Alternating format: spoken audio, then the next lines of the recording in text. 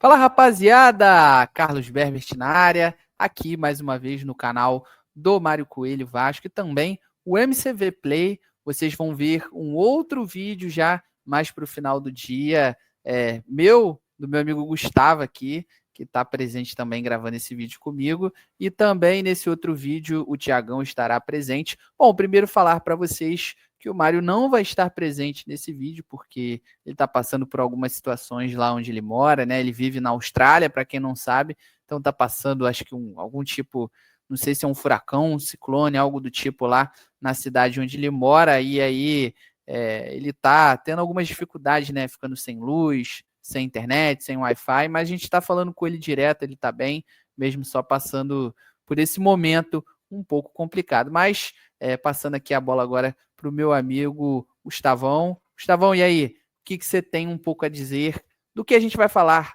nesse vídeo aqui? Bastante coisa, né? Um pouco ainda desse último jogo do Vasco com o Nova Iguaçu, pela segunda fase da Copa do Brasil, e também algumas repercussões, né, com relação aos principais destaques do time, né, e outras informações aí também, Marinax, com relação à Nike também, inclusive os possíveis retornos também do Adson e do Estrela. Fala, Berbert, fala todo mundo que nos assiste. Temos alguns pontos para comentar. Como você disse, depois desse jogo do Nova Iguaçu, deu uma certa animada no torcedor, no próprio elenco, na mídia. Então, temos alguns pontos para comentar sobre alguns destaques. Você vai trazer um pouco sobre a repercussão do desempenho do Nuno lá na imprensa portuguesa. Tem a torcida repercutindo o bom desempenho, a surpresa que vem sendo o Lucas Freitas com a camisa do Vasco, além desses outros tópicos que você citou, volta de Estrela, Adson, como que eles podem ajudar esse elenco atualmente, quando que eles vão voltar, né? Essa é a grande dúvida do torcedor. Vamos falar sobre tudo isso ao longo desse vídeo hoje, né? Perfeito, perfeito, é isso aí, ó. Já para começar, a gente vai falar um pouco ali sobre o que foi esse jogo com o Nova Iguaçu, né? O Vasco foi muito eficiente ali no primeiro tempo, começou um pouco ali ansioso, na minha opinião, né? Mas o Nova Iguaçu até teve algumas melhores oportunidades ali no começo do jogo. Aí depois o Vasco conseguiu colocar a bola no chão, trocar passes, né? Principalmente com o Nuno, na minha visão, já logo de cara, no lance que gerou o gol, ele conseguiu aliar categoria, simplicidade ao mesmo tempo, qualidade técnica, boa leitura de jogo e eficiência. Né? E assim, ele ajudou muito ao crescimento da atuação do Coutinho. A gente viu já um novo Lucas Piton, inclusive nessa partida, né, mais ativo, com uma partida segura, boa atuação, né? Então, assim, acho que o principal destaque foi o Coutinho com os 2 gols, não começou tão bem, né? Mas assim, o gol de pênalti que o Verratti foi muito generoso com ele, acho que foi essencial para ele ganhar confiança dentro da partida, e a gente espera que seja ali um divisor de águas para que ele consiga ter um desempenho, podemos dizer assim, que a torcida realmente espera, que ele consiga ter essa recuperação, que ele consiga ser mais regular. Ali no segundo tempo não teve nada muito assim importante, o Vasco construiu essa vitória realmente no primeiro tempo. Mas e aí, Thiago, perdão, o Gustavo, o que você tem a destacar dessa partida no geral que a gente teve, né, nessa última terça-feira, né, essa última quarta-feira, perdão, entre Vasco e Nova Iguaçu? Eu acho que vale destacar a partida que o Nuno Moreira fez. A torcida tinha uma grande expectativa sobre a vinda desse ponta. O Nuno chegou com o status de ponta titular, né, pelo valor pago. Foi o jogador que o Vasco mais investiu dinheiro nessa janela, e deu um cartão de visitas positivo.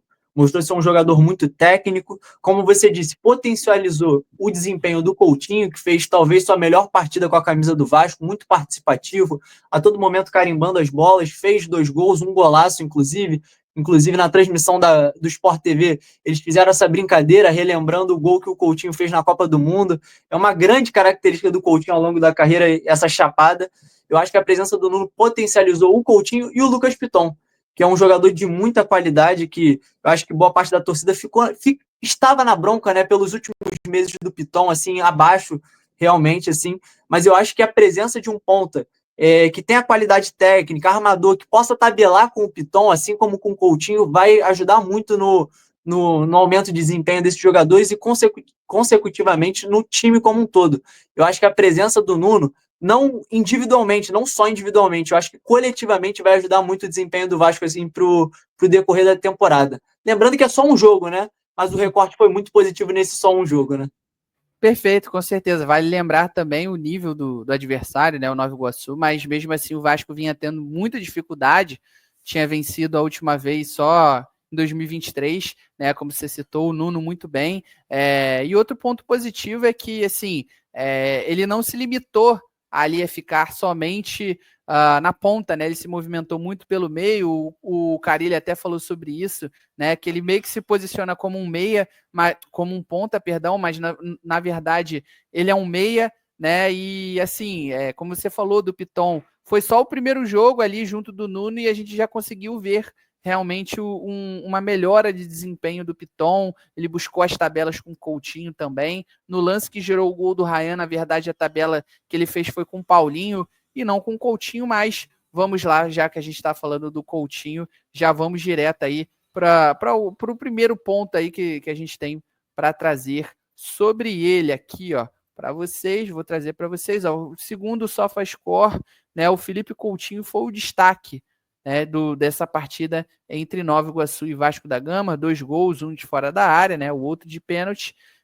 2 finalizações certas em 2 possíveis no gol. Foi o primeiro do jogo. 2 passes decisivos. 6 passes longos certos de 7 possíveis, 86%, 5 duelos ganhos de 7 possíveis e 4 faltas sofridas, nota do SofaScore 9.0. Então, tem esse ponto aqui interessante também. E um outro também, outras estatísticas, né? Na verdade, falando sobre o Coutinho que a gente tem para trazer para vocês, essa aqui, ó. Deixa eu só achar. Cadê? Sobre o Felipe Coutinho. Aqui, ó. Aqui. O Felipe Coutinho não marcava gol. Estão falando aqui, ó. Cadê? O Felipe Coutinho não marcava 2 gols pelo Vasco na mesma partida desde 2010. Né? Ou seja, desde a sua primeira passagem ali no Vasco, ainda que foi bem curta. Foi contra o Botafogo, se eu não me engano. Aquele Foi jogo contra contra o o Botafogo. Botafogo. Então, isso foi a segunda Também no Newton partida, né? Santos, né? Essa foi Exato, a também no segunda Newton partida. Santos. Também no Newton Santos. Então, assim, o Newton Santos, querendo ou não, traz uma sorte, né, para o Coutinho. No caso, anteriormente com gramado natural, agora com gramado sintético, indo um pouco contra ali da polêmica que ele acabou também participando, né, daquela campanha e, inclusive, ficou, né, aquela indefinição, né, com relação a, poxa, peraí, o Coutinho foi um dos líderes, um dos caras que postou sobre a campanha, e o Pedrinho falou que todos os jogadores foram unânimes com a escolha ali do Newton Santos, né, o Gustavo? Fala um pouquinho aí do que você vê, né, da sua opinião sobre esse cenário todo aí, claro, envolvendo a polêmica e também essa curiosidade, esse fato curioso sobre o Coutinho. É curioso, né? Logo o Coutinho, que era um dos líderes, né, desse movimento de grandes jogadores aí do futebol brasileiro contra o gramado sintético, se dando bem no gramado sintético, né? É curioso, assim, a gente entende a posição dele, tem a opinião de que o gramado sintético prejudica a questão física dos jogadores, né?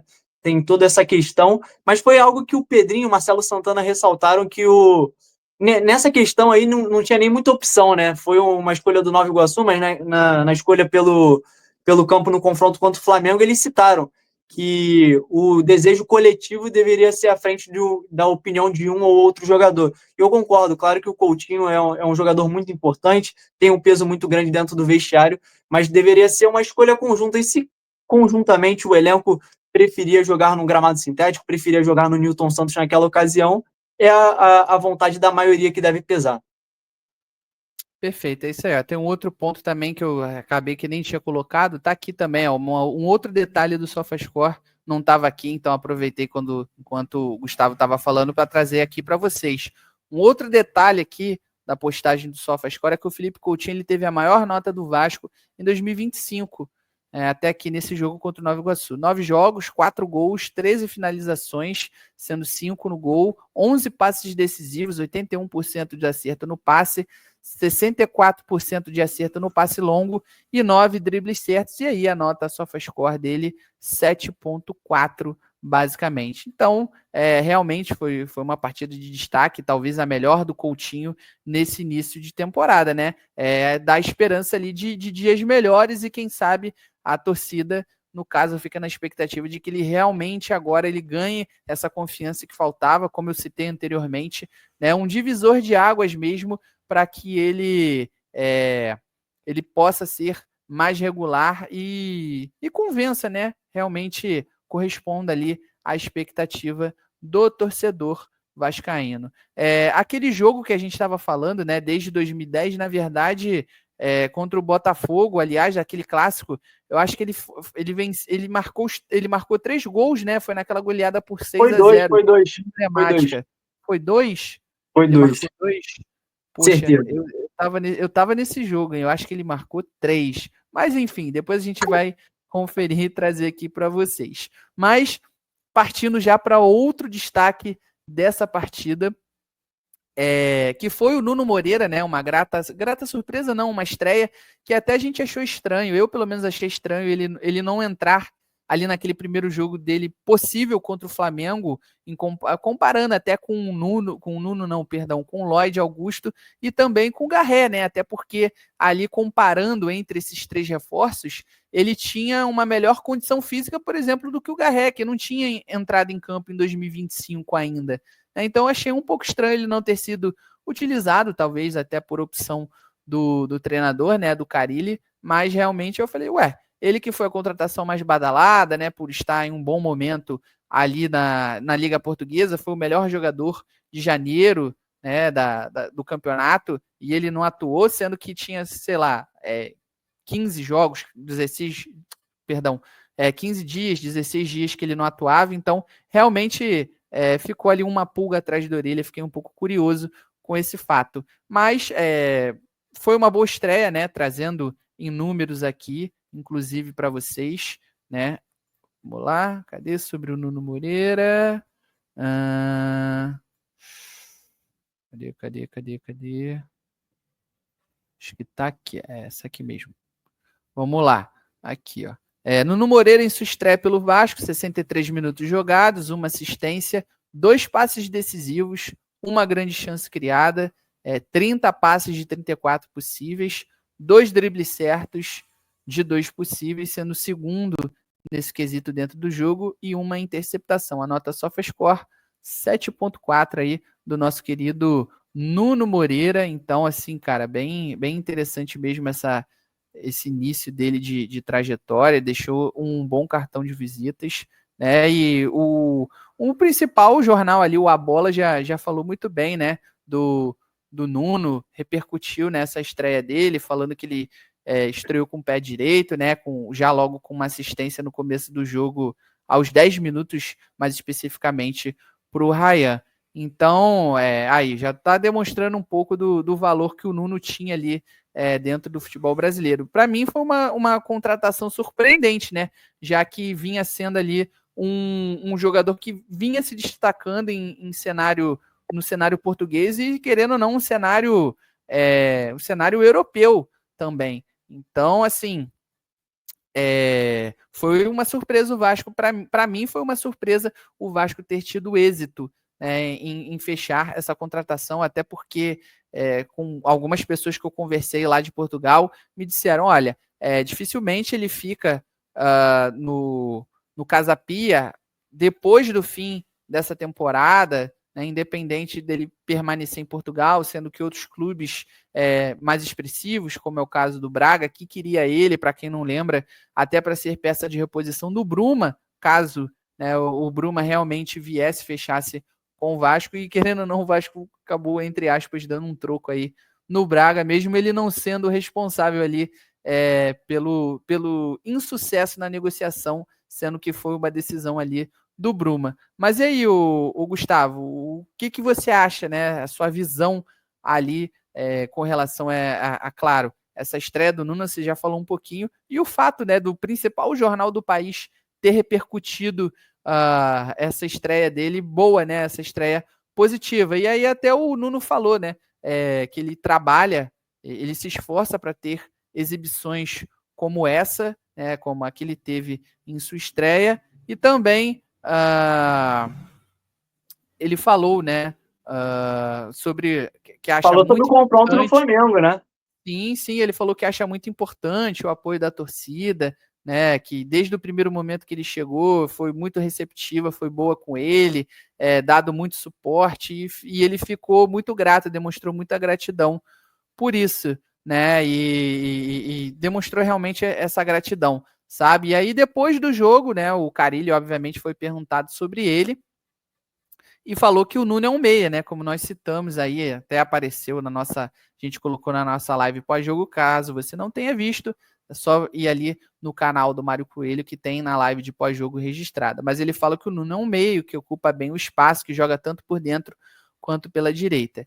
E aí ele fala, né, que gosta de ter um lado mais agudo e outro mais pensador, dando bastante amplitude com o lateral. O que mais deixa ele feliz o quanto o Coutinho cresceu, dando essa liberdade de ser um armador, tendo um jogador que sabe movimentar, posicionar e trabalhar com poucos toques. O que foi o caso do Nuno hoje. Cresceu muito o futebol do Coutinho. Ele basicamente disse que tem alguém ali que pôde dividir, né, a responsabilidade ali com o Coutinho, tirou o peso, um peso, entre aspas, das costas do Coutinho. O Nuno é um jogador muito bom para o equilíbrio da equipe, um meia que faz o jogo ser rápido através de passes e não de drible. Então, Gustavo, queria que você falasse um pouquinho sobre essa situação em si, né? Tanto das estatísticas favoráveis, né, as declarações do Nuno, essa repercussão dele, da estreia dele lá em Portugal, e essas falas tanto dele quanto aí do Carille também. Sim. Eu fiquei. Me chamou a atenção essa nota SofaScore do Nuno, né? Eu sou uma pessoa que gosta muito de acompanhar essa questão das estatísticas, das notas, porque a gente tem a percepção até que o Nuno tenha jogado até mais do que um 7.2, 7.4, né? Que foi o que ele teve como nota aí no aplicativo, porque às vezes a gente precisa contextualizar essas estatísticas, né? Essas notas, porque não leva em consideração o quão benéfico foi a presença do Nuno para o desempenho do time no geral, para a crescente do Piton, como a gente falou, do Coutinho. Isso não aparece no site de estatística, né? Isso não aparece na nota final do Nuno, mas foi muito importante nesse quesito. Ele também teve você estava citando sobre as falas do Nuno, né? Teve a questão dele falar do Flamengo, que não é nenhum bicho-papão, isso furou um pouco da bolha, né? Viralizou, assim, os portais de notícias repercutiram essa fala do Nuno. Eu acho positiva. O Vasco precisa chegar para esse confronto com um olhar otimista. Tem que saber, tem que enfrentar de igual para igual o Flamengo. É um rival que tem um time muito qualificado do outro lado, mas o Vasco não pode se apequenar, ter medo do Flamengo, que é algo que está acontecendo nas últimas partidas. Eu acho que essa declaração do Nuno é positiva. Sobre o Carille, essa questão dos pontas armadores e dos pontas mais agudos, me chamou a atenção e me botou uma pulga atrás da orelha. Eu queria até saber nos comentários o que o público acha. Quando ele fala isso, será que ele não deixa a entender que talvez seja o Nuno ou o Garré? Porque são dois jogadores com a mesma característica, né? São esses pontas mais construtores, né? Porque na teoria, quando a gente pensa assim, o Vasco contratou esses dois jogadores com mais pompa, né? Com mais investimento. A gente pensa, pô, seria o Garré de um lado e o Nuno de outra. Mas o Carille deixou claro essa opção dele por um ponta com característica diferente. E acho que os dois têm uma característica muito similar, né? Exato, como eu disse aqui, né? Como eu trouxe a questão das aspas do Carille, que ele gosta de um lado mais agressivo e o outro mais pensador, né? Então, acho que ficaria meio difícil os dois juntos assim, jogando nas pontas. Agora, por exemplo, você não tendo à disposição tanto o Payet ou até mesmo o Coutinho, eu acho que é mais plausível essa dupla ali, né? Tanto do Garré quanto do Nuno, um mais centralizado e o outro, na teoria, né? Ali na distribuição tática, um mais centralizado e o outro mais na ponta. Eu acho que o Garré se encaixa melhor, mais centralizado na disposição tática, e o Nuno ali na teoria na ponta, mas claro, fazendo uma movimentação por dentro também. Essa aspa, né, que você falou do Nuno é a seguinte: é um jogo intenso, 2 grandes times, espero poder ajudar também. Não acho que seja nenhum bicho-papão. Mostramos que temos muita qualidade e estou muito confiante que podemos inverter o resultado. É o que o Nuno fala aqui. Ele diz que ele acha, porque ele não conhece muito o time do Flamengo, mas foi isso que o Gustavo falou, né? Ele dá um ânimo para a equipe, né? O fato de ter perdido a primeira partida por 1-0 e, querendo ou não, o Flamengo por ter tido a melhor campanha na fase de grupos do Campeonato Carioca, ele tem a vantagem no placar agregado, no caso de um empate, né? Então, por isso que o Vasco precisa vencer por 2 gols de diferença para se classificar para a final do campeonato estadual. Bom, passando sobre isso, né? Aqui tem um pouco do que o Carille também falou, né? Novamente, ele diz que o Nuno é um meio que ocupa bem o espaço, que joga tanto por dentro quanto pela direita, como nós já citamos. E ele falando ali do crescimento do Coutinho. E aí ele fala que o Nuno é um jogador muito bom para o equilíbrio da equipe, um meio que faz o jogo ser rápido através de passes e não de dribles. Então, como ele falou, um meia um pouco mais construtor, como o Thiago falou muito bem aí, né? Em vez de ser aquele ponta agudo. Agora vamos falar sobre outra grata surpresa, cara, que é o zagueiro Lucas Freitas. Chegou com bastante desconfiança aí no Vasco da Gama, né? Mas ele vem demonstrando muita regularidade, né? Os números comprovam isso, né? Um cara bastante seguro, inteligente no posicionamento, na leitura de jogo para antecipar jogadas também, tem uma boa recomposição pela velocidade, então tá aqui, ó.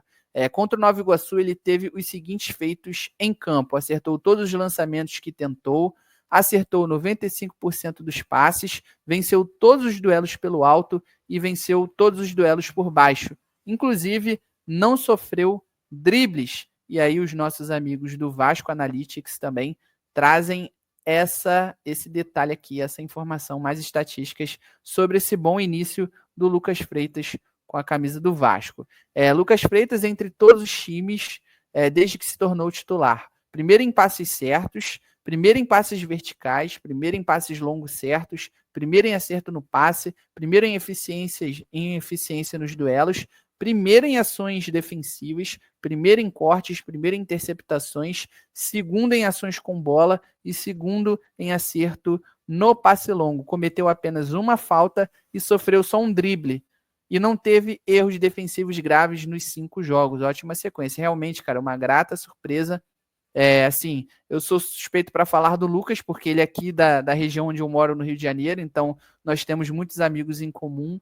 Chegou com muita desconfiança, como eu falei, por ser um jogador ali que, maior parte da última temporada, ele foi, teoricamente, uma opção no banco do Juventude e acabou ganhando espaço na reta final ali com o Fábio Matias. Então, realmente foi uma grata surpresa, até para mim, que, querendo ou não, conhecia um pouco mais do Lucas, sabia do potencial dele, né? Para quem não sabe, ele começou a carreira no Flamengo, nas categorias de base, mas encerrou o contrato, ele foi direto para a Espanha, jogar no Real Valladolid, retornou ao Brasil ainda para integrar as categorias de base do Palmeiras, foi campeão naquele primeiro título da Copinha do Palmeiras, junto com o Hendrick, tá? E depois subiu para o profissional, teve poucas oportunidades, foi emprestado para Portugal, né, para o Moreirense, e aí retornou para o Brasil, foi emprestado para a Chapecoense, jogou só a segunda metade da temporada de 2023, em 2024 foi novamente emprestado para o Juventude durante toda a temporada, né? Inclusive, em 2024 ele foi disputado com o Grêmio. Para quem não sabe, o Grêmio queria o Lucas, sabe? Só que ele acabou indo para o Juventude, aliás. Mas e aí, o Gustavo, o que você tem a dizer sobre esse início aí do Lucas Freitas? Te surpreendeu realmente, acho que como a maioria da torcida vascaína? Sim, é uma grata surpresa. Quando você estava falando sobre ele ter jogado a Copinha com o Hendrick, achei curioso, fui ver a idade do Lucas Freitas, 24 anos, ainda é um zagueiro muito jovem. Eu acho que o Vasco fez bem em trazer. Eu acho que trouxe o Lucas como uma aposta, né? A princípio seria um zagueiro para compor elenco, mas conseguiu pegar a vaga do Lucas Oliveira, que foi o que começou. Ainda não deu oportunidade nem para o Maurício Lemos conseguir ter uma sequência muito positiva até aqui as partidas do Lucas Freitas. Vale ressaltar que a gente ainda está num corte pequeno, né? Poucas partidas, mas é animador esse começo do Lucas Freitas, eu diria. É muito positivo. Eu acho que até aqui nessas partidas, nesses últimos 5 jogos, né, que é o recorte que ele foi titular, ele vem sendo até mais seguro do que o próprio João Vitor, né?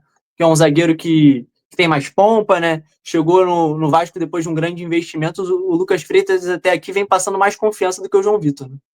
Sim, é um zagueiro construtor também, ele tem bom passe, né? Aquele passe que quebra linhas, de vez em quando ele faz, além de tudo, também uma outra qualidade aí do Lucas Freitas. Mas e aí, torcedor vascaíno, deixa aí nos comentários o que vocês estão achando desse início do Lucas Freitas. Assim, uma nota, o que vocês gostariam de destacar sobre o zagueiro, é claro. E aí também tem uma informação sobre essa negociação entre Vasco, né? Essa eventual, podemos dizer assim, ou essa possível negociação, acho que seria a melhor palavra do Marinacci pela SAF do Vasco, né? O Matheus Gilbert, nosso amigo, ele até trouxe a informação na live que a gente fez na última quinta-feira, né? Falando que realmente é o Marinacci que convidou o Pedrinho para ir lá na Inglaterra acompanhar um jogo do Nottingham Forest, né? Na cidade de Nottingham, né? Então, mas também não tem como a gente garantir ali que vai ter alguma proposta já logo de cara com a saída do Pedrinho para a Inglaterra para acompanhar essa partida. Acho que é melhor, acho que é um movimento mais para estreitar os laços em um primeiro momento. Talvez seria, né? Talvez seria não. Será o primeiro contato ali mesmo oficial entre Pedrinho e Marinacci com essa viagem realmente se concretizando. Mas uma informação aqui, ó, dos nossos amigos do VDG Cash, né? Que ali há ainda uma queda de braço, podemos dizer assim, porque o Edu Gaspar, que é o brasileiro, ex-jogador, né, tanto do Corinthians e Arsenal, que também depois, quando iniciou a sua carreira como dirigente, ele, no caso, ele entende, ele sugere ali para o Marinacci, né, já que ele saiu do Arsenal e aceitou o convite para trabalhar no grupo, né, do Marinacci, que gerencia clubes pelo mundo, além, é claro, do Nottingham Forest também tem o Olympiacos e também o Rio Ave de Portugal. Então o Edu Gaspar, ele entende que um investimento na base do São Paulo seria melhor aí para o grupo, entendeu? Até porque o Edu, ele também é paulista, né, de nascença, tem uma maior entrada, uma melhor influência aí dentro do clube também. É mais fácil para ele. Enquanto o Kia, né, o Kia Jerabishan, que é aquele empresário iraniano, que inclusive, né, já foi o principal investidor do Corinthians em 2005, perdão, ele entende que o Vasco seja um melhor investimento para o Marinacci e está tentando ajudar nas negociações, de acordo aí com os amigos do VDG Cash.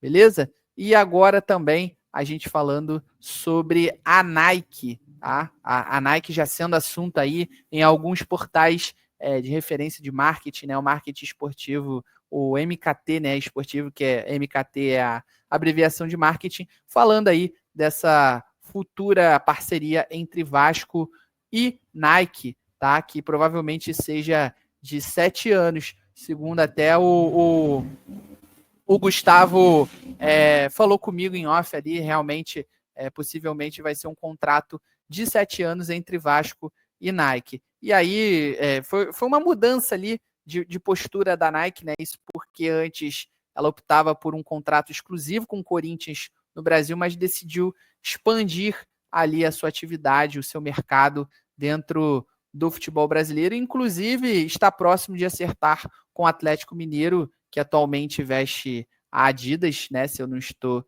enganado, mas vai deixar a Adidas em dezembro desse ano. E além disso, né, um outro, mesmo tendo uma exclusividade ali com o Corinthians, também chegou a patrocinar o Red Bull Bragantino, mas que agora está com outra fornecedora de material esportivo. E ainda há rumores aí de que a Nike ainda pode fechar também com o Grêmio, ou seja, o que seria ainda mais, evidenciaria ainda mais essa estratégia de expandir novamente as suas atuações. Mas e aí, Gustavão, o que você acha tanto sobre essa informação aí do Marinakis, né, desse convite que ele fez ao Pedrinho, né, até que o nosso querido amigo Gilbert confirmou, e é claro sobre essa futura parceria aí, iminente parceria com a Nike.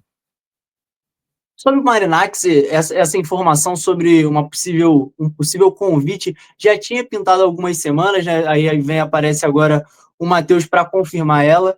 Eu acho positivo porque a partir do momento onde o Vasco se aproxima mais de uma proposta, né? Claro que não é nenhuma garantia, mas eu acho que esse encontro presencial, o Vasco podendo conhecer as instalações, isso aproxima de uma proposta. E assim, é algo que a gente já vem falando há alguns meses. A partir do momento que aparece a primeira proposta, eu acho que isso vai acelerar o processo, pelo menos de movimentação dos outros concorrentes, né? Porque aí o Vasco aumenta o poder de barganha. Poxa, esse investidor aqui já fez sua proposta. Qual é a sua? Você vai ter uma contraproposta? Você vai aumentar? Eu acho que a partir do momento que vier a primeira, a tendência é que os outros investidores se movimentem também. Eu acho que essa visita é um primeiro passo importante para isso. Sobre a Nike, eu acho que como boa parte da torcida ficou feliz com esse movimento, a Nike é uma grande empresa no ramo de camisas esportivas, né, de materiais esportivos. Eu acho que grande parte da torcida já sonhava com esse movimento e, pelo que parece, tá muito próximo, né? Teve até na entrevista, com a entrevista exclusiva que o Pedrinho deu para a TNT, ao ser perguntado sobre isso, ele não quis deixar explícito, né, confirmar, mas deixou muito claro, assim, deixou nítido, né, entre linhas, esse acordo com a Nike. Então, pelo que parece, sonho de boa parte da torcida de ver o Vasco junto, um dos grandes clubes, se não o maior do mundo, que é o Vasco da Gama, junto com a maior marca de material esportivo. Eu acho que era um desejo de boa parte da torcida, isso vai acontecer a partir do ano que vem, né? Sim, exatamente. O Vasco até ampliou o contrato ali com a capa, né, para ter a possibilidade de ter ali um respaldo, né, um prazo maior para a Nike, né, iniciar a produção, né, essa parceria, os primeiros contatos, é claro, até porque esses contratos entre as empresas e os clubes, eles são feitos com um ano de antecedência, exatamente para a empresa ter condições, né, ter um prazo ali, não ideal, mas considerável, podemos dizer assim, para poder iniciar a produção, né, e essa parceria. Enfim, agora já partindo para o segundo jogo do Vasco e Flamengo aí, pelo jogo de volta das semifinais do Campeonato Carioca, a arbitragem foi definida, é o Wagner do Nascimento Magalhães, exatamente o mesmo árbitro que apitou o primeiro clássico, né, ali ainda pela fase de grupos do estadual. Então, assim, não é o melhor nome, né? A gente até comentou sobre isso na live. Não é um cara assim muito que tem um bom, como é que eu posso dizer? Aqui me fugiu a palavra, mas que não tem uma boa aprovação. Acho que talvez essa seja a melhor palavra aí. Bom, a gente torce, é claro, para que ele faça, né? Ele tem uma atuação ali, um desempenho justo e que ele não busque os holofotes da partida, né? Deixe realmente para os times e para os jogadores em si. Agora, uma notícia interessante é sobre o Estrela e o Adson. Isso porque o Vasco, nos últimos vídeos que vem postando, né, do resumo dos treinos, os dois estão presentes ali, já fazendo alguns trabalhos com o restante do elenco, com um bobinho, né, um aquecimento ali com os jogadores. O Vasco, ele ainda não estabelece um prazo para os dois jogadores, né, mas a tendência ali é que eles já estejam disponíveis ao técnico Fábio Carille já logo para a estreia no Campeonato Brasileiro contra o Santos em São Januário, no dia 29 de março. Mas e aí, Gustavão, o que você tem a me dizer sobre essa notícia, né? Primeiro sobre o Wagner do Nascimento e, claro, sobre esse retorno do Estrela e do Adson. Os dois estavam muito bem, né, quando acabaram sofrendo aí as suas respectivas lesões. O Estrela um pouco antes e o Adson já na reta final da última temporada, mas que também teve principalmente um impacto muito grande ali junto com o David, perdão. Sobre a arbitragem, eu espero também, assim como você disse, que passe despercebido pelo jogo. Dentro de uma partida ainda mais decisiva como essa, os protagonistas precisam ser os 11 jogadores de cada lado. Eu espero que a arbitragem pouco chame atenção ao longo desse jogo. Sobre o Adson e o Estrela, são dois jogadores que fizeram muita falta no ano de 2024. Eu acho que eles poderiam ter sido importantes, principalmente o Adson, que era um titular absoluto ali, fez falta na reta final, ali naqueles jogos decisivos de Copa do Brasil. A gente fica imaginando que poderia ter sido diferente com a presença do Adson. E eu fico feliz pela chegada dos reforços, porque tira um pouco da pressão pela volta desses dois jogadores, assim. Porque eu acho que hoje a volta do Adson e do Estrela é vista mais como uma adição para o elenco, assim, e não como soluções, assim. Porque vale lembrar que são jogadores que vêm de um tempo de inatividade muito longo. A gente tem exemplos agora no nosso atual elenco, né? O Jair e o Paulinho, que vieram de um tempo de lesão muito longo e ainda estão se adaptando, estão voltando com o tempo. Assim, é difícil você esperar que um jogador que ficou muito tempo fora consiga já voltar no mesmo ritmo que estava antes. Ainda mais o Adson, assim, que teve que fazer 2 procedimentos, né? Precisou fazer um procedimento de novo. Mas eu espero que ao longo da temporada aí a gente consiga contar com esses dois jogadores que vão ser muito importantes e ter o mesmo rendimento que eles estavam tendo na temporada passada, assim. O Estrela estava num crescimento muito legal, assim, destacar a partida que ele fez contra o São Paulo, né, foi o grande destaque ali. Eu acho que é um jogador que com um futuro incerto do Payet seria alternativa ao Coutinho ali como camisa 10 ali. Você citou o Garré também, que pode fazer essa função. Eu acho que o Estrela também seria positivo ali para agregar naquela posição de camisa 10.